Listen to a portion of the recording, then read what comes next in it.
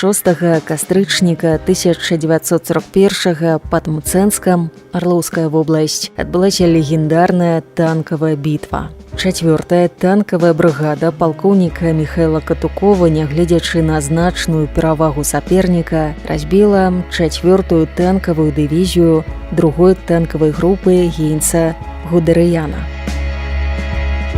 3 кастрычніка 4-я брыгада прыбыла да Мцэнска для далейшай абароны Арла. Усяго у Катукова было 46 танкаў, тэхніка прыбывала на цягніку участкамі. Першыя некалькі танкаў адправіліся на разведку ў Арол.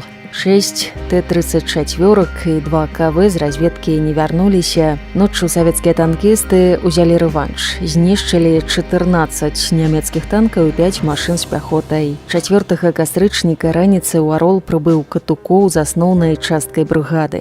Стала зразумела, немцы былі ў горадзе, але тактыка танкавых засад працавала. Брыгадзе паставілі новую задачу. Немцаў Мцэнск пусціць нельга. Танкі занялі абарону на рацэ Оптуха за 5 кіламетраў ад Арла.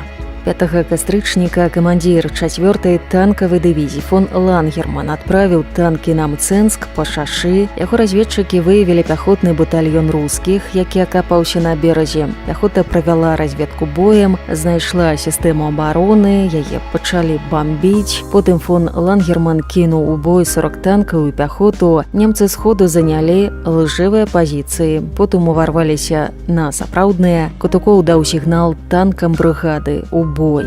Менавіта гэты бой некаторыя нямецкія генералы вызначалі потым як паваротны момант у тактыцы танкавых войскаў.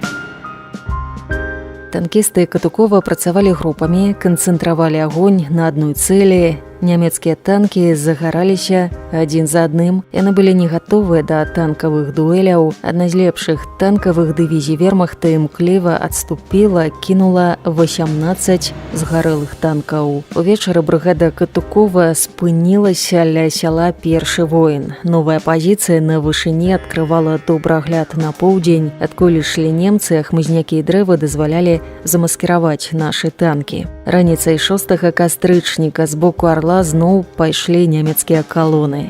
Яны заўважылі пяхотны батальён на вышыні, атакавалі яго. Варожыя танкі амаль падняліся, калі Катукоў кінуў на дапамогу пяхоце 4 Т-34 пад камандаваннем старшага лейтэнанта Дмітрая Лаўрыненкі.